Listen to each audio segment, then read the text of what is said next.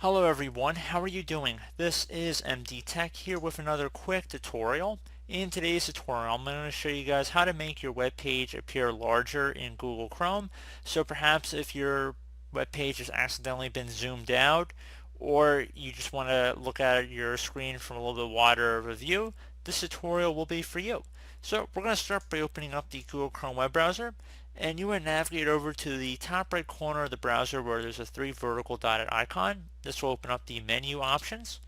Go and see where it says zoom.